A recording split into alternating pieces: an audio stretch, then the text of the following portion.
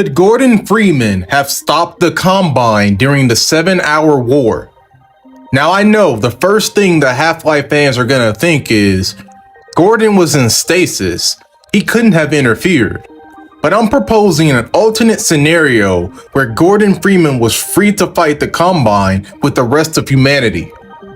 After Half-Life 1, could Gordon have survived and stopped the Combine, or would he have perished along with the rest of humanity? Now before we get into all of that, I ask that you please like, comment, and subscribe. Now let's get into the video.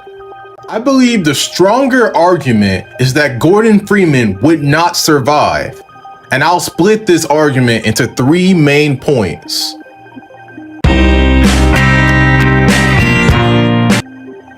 First of all, I believe that a lot of people downplay just how powerful and effective the Combine Empire really is. The Combine are in possession of countless worlds throughout countless different universes, realities, and dimensions. Every time they conquer one of these worlds, they assimilate them into the Empire, absorbing their unique powers, technologies, and intelligences. The Combine Empire is not only incredibly large and powerful, but is constantly growing, most likely at a logarithmic rate. Something I think a lot of fans rarely think of is that the initial Combine invasion and occupying force was a lot larger than what we see in Half-Life 2 20 years later when Gordon shows up in City 17. In military strategy, you actually need a rather large occupying force to completely occupy and subjugate a sovereign state. You would need an occupying force to insurgent ratio of about 20 to 1,000 to hold, say, a country. So imagine what that ratio would be on a planetary scale, which is likely why the Combine herded humanity into cities and installed the suppression field so quickly. When the Combine initially attacked Earth, they were bringing their A-game and had access to all of the resources from other worlds they had already assimilated. In Half-Life 2, we're only seeing the after effects of that. The Combine military presence on Earth is way weaker than it was during the initial 7-hour war because they've already subjugated and genocided most of the humans. In fact, the 7-hour war and the Combine's subjugation of Earth was so successful that they just started turning regular humans against the human population instead of quartering soldiers from one of the Combine's many worlds. These being Metro Cops and Combine transhuman soldiers. Now Metro Cops and the Combine soldiers may be pretty menacing sometimes, but you gotta realize that these guys are being souped up from humanity to be that way. From this, I can infer that the forces that initially attacked Earth were way beyond what typical humanity is capable of, necessitating the human soldiers to be enhanced to be more comparable to that force. So while Gordon Freeman may make quick work of Metro Cops and elite Combine soldiers, there's no guarantee that he would have made such quick work out of the Combine's initial combat troops, who may have been better trained, better suited for combat, more intelligent, or just straight up more powerful than anything from Earth. Also, the main motivations and threats Combine soldiers receive if they fail to kill Freeman: permanent off-world reassignment. Citizen notice. Failure to cooperate will result in permanent off-world relocation. We can extrapolate from there that some of the other Combine worlds are way more hostile than Earth. The mere fact that the Combine Empire has these worlds implies that they also have better soldiers or better equipment to deal with these hostile worlds, meaning that the Combine do have way worse things out there that we just never saw because they were used quickly during the 7-hour war and then were not needed anymore. And lastly, even if you want to say that Gordon has defeated extremely powerful alien entities and thus elite Combine troops would be nothing to him, I want to point out that even the most powerful entity Gordon ever battled, the Nihilanth, has audio where he tries to appeal to Gordon by saying that he and others of his species were slaves and that he himself is the last of his kind. Their slaves we are, their slaves we are, last. I am the last. Obviously, the Combine didn't exist yet in Half-Life 1, but retroactively, it's pretty obvious that they were likely the ones behind the enslavement and genocide of Nihilanth species. I take that as meaning that the Combine were able to overcome or overpower anything the Nihilanth species was capable of. I'm not very convinced that Gordon Freeman's skill with a crowbar is in the same tier of power of that of a whole species of Nihilanth. So all in all, I believe that if Gordon Freeman was present on day 1 of the 7-hour war, or I guess hour 1, he would have had to deal with Half-Life 2 times like 1,000. Miss Vance, you wouldn't need all that to imprison Gordon Freeman. Point 2. The portal storms. After the resonance cascade happened, it triggered a bunch of portal storms that ripped open a bunch of openings to different dimensions.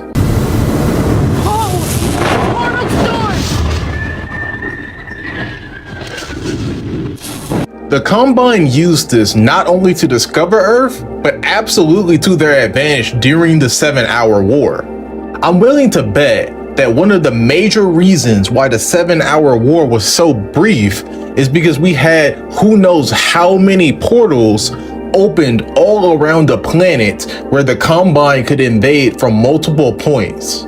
Earth found itself totally surrounded by an enormous invasion force. This probably made it incredibly difficult for the governments of the world to work together, so there's no wonder why they were defeated so easily.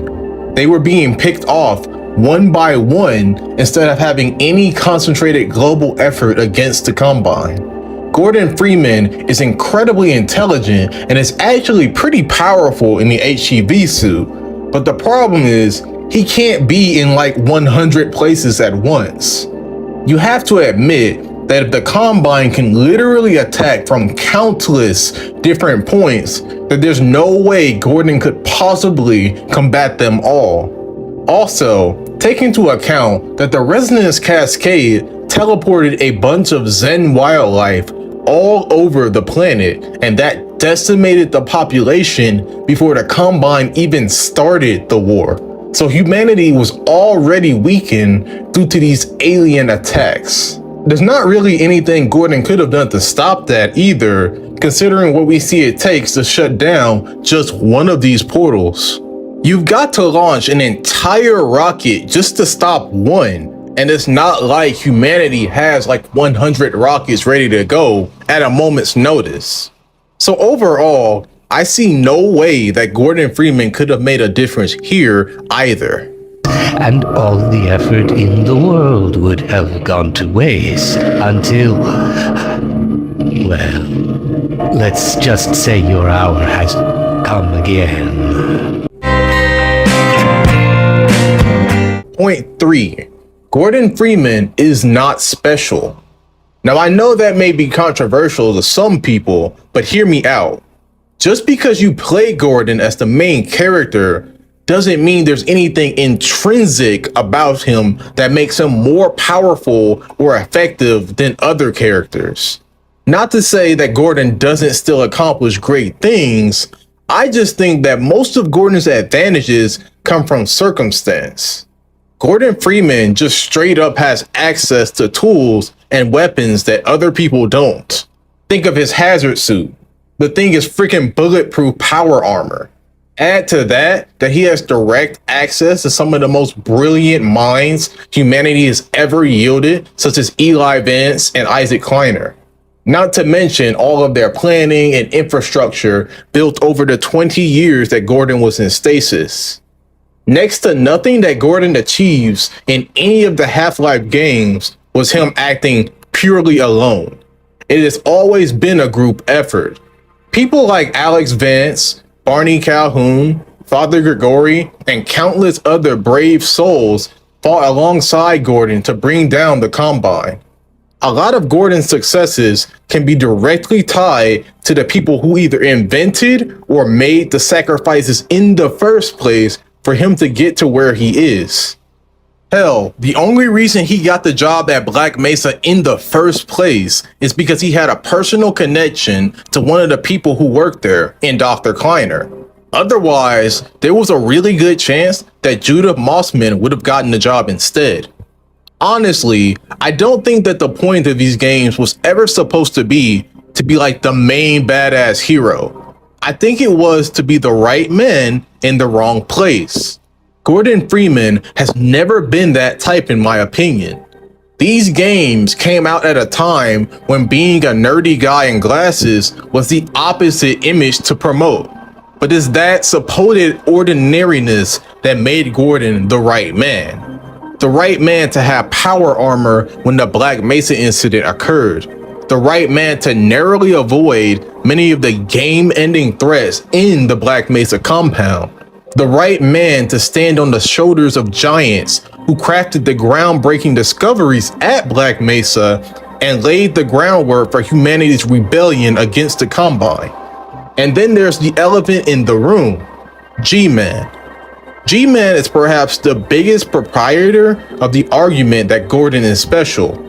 He is the force keeping Gordon moving in the right direction. He's gotten a lot of offers for Gordon's services, and he actively saves him from certain death after he's achieved whatever goal the G-Man set out for him. But there's just one issue here. As soon as Gordon and others exercise autonomy over the G-Man, when Gordon escapes his influences with the help of the protagonists, then Gordon immediately starts to lose whatever specialty the G-Man prescribed to him. If Gordon Freeman is so uniquely gifted, then why did G-Man make sure that Alex Vance specifically made it out of the Black Mesa compound as a kid?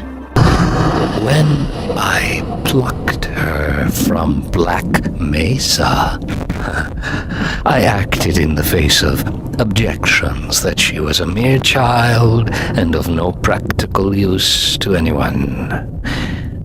I have learned to ignore such naysayers when quelling them was out of the question. Why did G-Man find Gordon to be quote-unquote unable or unwilling to do his bidding in Half-Life Alyx, necessitating Alyx to be hired instead?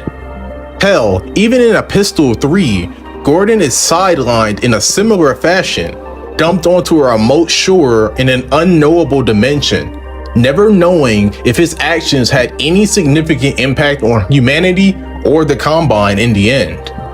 In my opinion, Gordon's actual specialty is being the gear in the machine that brings change. And that's exactly how he managed to save humanity twice.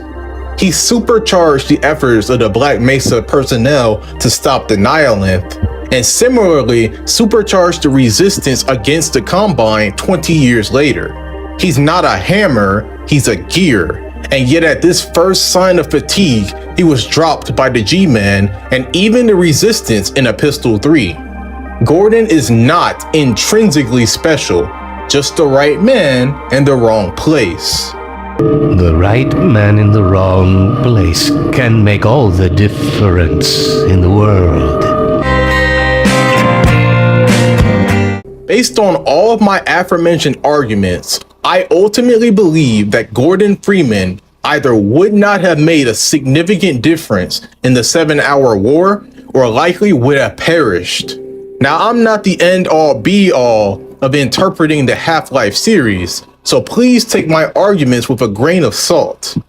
This is just a conclusion that I myself came to, and I would love to see others' opinions on what effect Gordon would have during the 7-hour war if he had been there.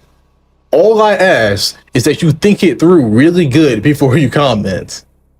Half-Life is an incredibly complex and mysterious franchise, and honestly, you never know what it's gonna do next, or if it's gonna do anything. I ask that anyone who made it this far, please like, comment, and subscribe if you want more content like this. Otherwise, I hope everyone has an amazing day. Dreaded Patrick, out.